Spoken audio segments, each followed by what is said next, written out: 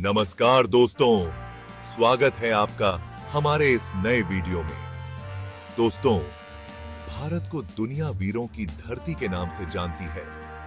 यहाँ का इतिहास ताकतवर हिंदू राजाओं से भरा पड़ा है। चाहे राजा पोरस हो या फिर चंद्रगुप्त मौर्य, अशोक महान हो या फिर पृथ्वीराज चौहान, सब ने अपने शासनकाल में कई ऐसी लड़ाइयां लड़ी हैं जिसे आज भी याद किया जाता है। इन राजाओं की ख्याति इतनी थी कि इनके नाम का डंका भारत के बाहर विदेशों में भी बजता था। इन्हें आज पूरी दुनिया महान योद्धा के तौर पर देखती है, जिनकी तलवार दुश्मन का सिर पलक झपकते ही धड़ से अलग कर देती थी। तो दोस्तों, तैयार हो जाइए, क्योंकि आज हम आपको भारत के ऐसे ही 5 महान हिंदू राजाओं के बारे में बताएंगे, जिनकी वीरता और शौर्य की गाथाएं आज भी हमारे रोंगटे खड़े कर देती हैं। दोस्तों, हमारी इस महान यात्रा की शुरुआत करते हैं दिल्ली और अजमेर के राजा पृथ्वीराज चौहान से, जो अपने समय के सबसे बहादुर और प्रतिष्ठित शासकों में से एक थे। पृथ्वीराज चौहान भारत के प्रसिद्ध चौहान वंश के एक बहादुर हिंदू राजा थे, जिनकी वीरता और साहस की कहानियां आज भी सुनाई जाती हैं। पृथ्वीराज चौहान ने अजमेर और दिल्ली पर राज किया था और उनके शासनकाल में इन दोनों शहरों ने बहुत उन्नति की। इनके शासनकाल के समय ही सबसे पहले मुगल शासकों का भारत पर हमला हुआ था, जो भारतीय इतिहास में एक महत्वपूर्ण मोड़ था।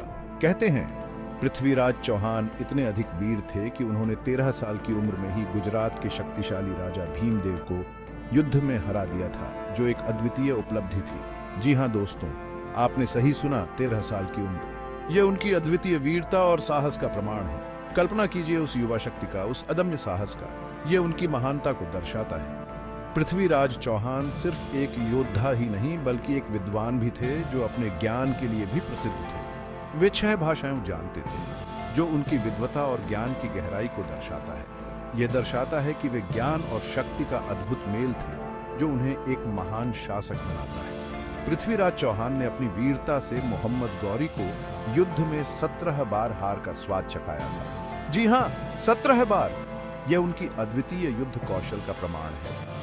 हर बार उन्होंने भारत की रक्षा के लिए, अपने धर्म की रक्षा के लिए अपनी तलवार उठाई और दुश्मन को धूल चटा दी।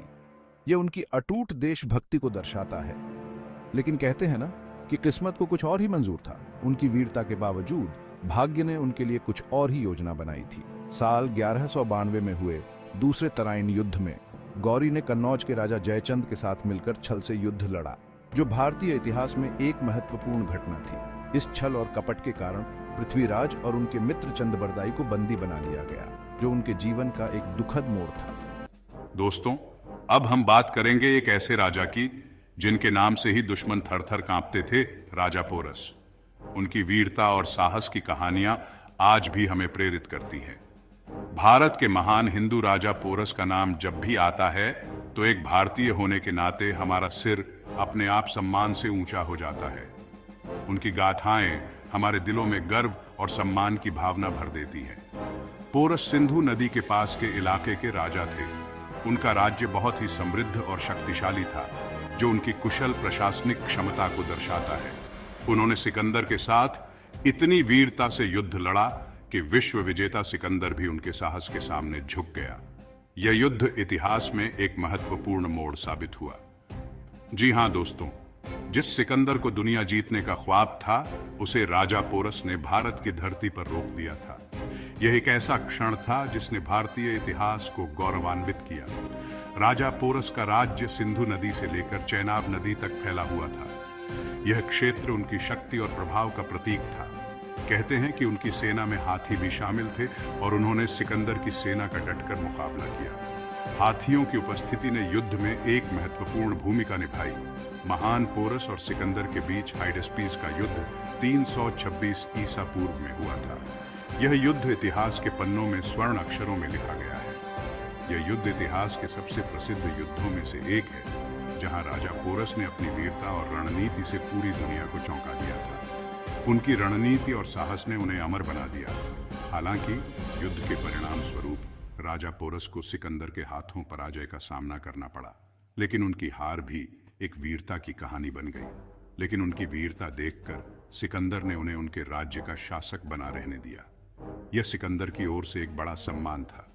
राजा पोरस की मृत्यु की सही तारीख के कोई प्रमाण नहीं मिलते। हालांकि कुछ इतिहासकार कहते हैं कि राजा पोरस की मृत्यु 321 से 315 ईसा पूर्व के बीच हुई थी। उनकी मृत्यु के बाद भी उनकी गाथाएं जीवित रही। दोस्तों, राजा पोरस की कहानी हमें यह सिखाती है कि चाहे परिस्थिति कैसी भी हो, हमें कभी भी अपने आत्मसम्मान और देशभक्ति से समझौता नहीं करना चाहिए। उनकी कहानी हमें हमेशा प्रेरित करती रहेगी। दोस्तों, अब बारी है एक ऐसे सम्राट की जिनके साम्राज्य का विस्तार अद्वितीय था। सम्राट अशोक। सम्राट अशोक की वीरता के बारे में कौन नहीं जानता। अशोक एक समय पर खूंखार योद्धा थे, लेकिन कलिंग के भयानक युद्ध ने उन्हें विनम्रता का रास्ता भी दिखाया। इस युद्ध में हुई तबाही और रक्तपात को देखकर अशोक का हृदय द्रवित हो गया। इसी युद्ध के बाद अशोक ने बौद्ध धर्म अपना लिया था और शांति की ओर चल पड़े थे। कहा जाता है कि कलिंग युद्ध के समय लगभग 1 लाख लोगों की मृत्यु हुई थी। इस घटना ने अशोक को झकझोर कर रख दिया और उन्होंने प्रण लिया कि वे अब कभी भी युद्ध नहीं करेंगे। सम्राट अशोक के साम्राज्य की बात करें तो वह उत्तर में हिंद कुश से लेकर दक्षिण में गोदावरी तक यानी बांग्लादेश, अफगानिस्तान और ईरान तक फैला था। अशोक ने अपने शासनकाल में जनता के हित के लिए कई कार्य किए। उन्होंने अस्पतालों, कुओं, सड़कों का निर्माण करवाया। उन्होंने बौद्ध धर्म का प्रचार प्रसार भी किया और अपने राज्य में अहिंसा और शांति का संदेश फैलाया। दोस्तों, सम्राट अशोक की कहानी हमें यह सिखाती है कि सच्ची जीत प्रेम और करुणा से ही मिलती है, युद्ध से नहीं। महाराणा प्रताप, मेवाड़ के शेर। दोस्तों, अब बारी है एक ऐसे शासक की जिनकी वीरता और स्वाभिमान की कहानी पीढ़ी दर पीढ़ी चली आ रही है, महाराणा प्रताप। उनकी गाथा आज भी हमारे दिलों में जीवित है। महाराणा प्रताप की वीरता के बारे में तो हमने स्कूल टाइम से ही पढ़ना शुरू कर दिया था। उनकी कहानियां हमें हमेशा प्रेरित करती रही हैं। आप में से बहुत से लोगों को महाराणा प्रताप और चेतक पर लिखी कविता आज भी याद होगी। यह कविता हमें उनके अद्वितीय साहस और वफादारी की याद दिलाती है। चेतक की वफादारी और महाराणा प्रताप का साहस, ये जोड़ी तो अमर हो गई। चेतक ने अपने स्वामी के लिए अपनी जान की बाजी लगा दी। आपको जानकर हैरानी होगी कि जिस वक्त महाराणा प्रताप का मेवाड़ रियासत में शासन था, उस दौरान दिल्ली में अकबर का राज था। दोनों के बीच संघर्ष की कहानियां इतिहास में दर्ज हैं। अकबर ने कई बार कोशिश की कि वह किसी तरह से मेवाड़ हथिया ले, लेकिन जितनी बार उसने कोशिश की वह असफल रहा। महाराणा प्रताप ने हर बार उसे कड़ी टक्कर दी। महाराणा प्रताप ने अपनी मातृभूमि की रक्षा के लिए कई वर्षों तक मुगलों से लोहा लिया। उनकी दृढ़ता और साहस ने उन्हें एक महान योद्धा बना दिया। कहते हैं महाराणा प्रताप 72 किलो का कवच पहनते थे और उनका भाला ही 81 किलो का था। यह उनकी अद्वितीय शक्ति और साहस का प्रतीक है। कल्पना कीजिए दोस्तों, कितनी शक्ति रही होगी उनमें। उनकी ताकत और हिम्मत ने उन्हें अजेय बना दिया। हल्दी घाटी का युद्ध जो 1576 में लड़ा गया था, महाराणा प्रताप और अकबर की सेनाओं के बीच एक भीषण संघर्ष हुआ। यह युद्ध इतिहास में एक महत्वपूर्ण मोड़ साबित हुआ। हालांकि इस युद्ध में महाराणा प्रताप को हार का सामना करना पड़ा, लेकिन उन्होंने कभी भी हार नहीं मानी और जीवन पर्यंत मुगलों से लोहा लेते रहे। उनकी दृढ़ता ने उन्हें अमर बना दिया। दोस्तों, महाराणा प्रताप की कहानी हमें यह सिखाती है कि चाहे हम कितने भी कमजोर क्यों ना हों, लेकिन अगर हमारे इरादे मजबूत हों तो हम किसी भी मुश्किल का सामना कर सकते हैं। उनकी कहानी हमें हमेशा प्रेरित करती रहेगी। चैप्टर 5 छत्रपति शिवाजी महाराज, स्वंभू राजा, रणनीतिकार, योद्धा। दोस्तों, आखिर में बात करेंगे एक ऐसे महान योद्धा की जिन्होंने मुगल साम्राज्य की नींव हिला दी थी, छत्रपति शिवाजी महाराज। शिवाजी की वीरता का सबूत तो इसी बात में है कि उनके नाम के आगे ही वीर शिवाजी लगाकर उच्चारण किया जाता है। वीर शिवाजी के पराक्रम ने कई बार मुगलों को धूल चटाई थी। उनके पिता का नाम शाहजी भोंसले और माता का नाम जीजाबाई था।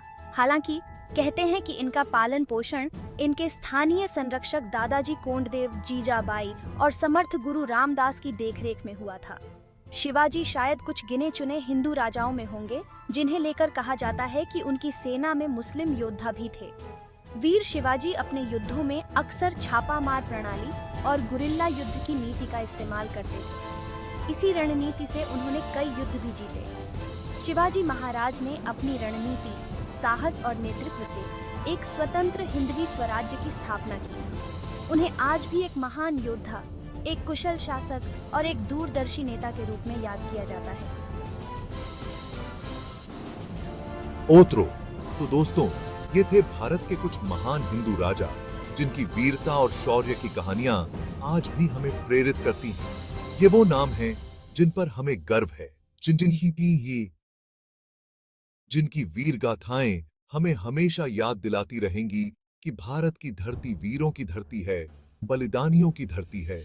आज हमें इन महान व्यक्तित्वों से प्रेरणा लेने की जरूरत है और उनके आदर्शों पर चलने की जरूरत है।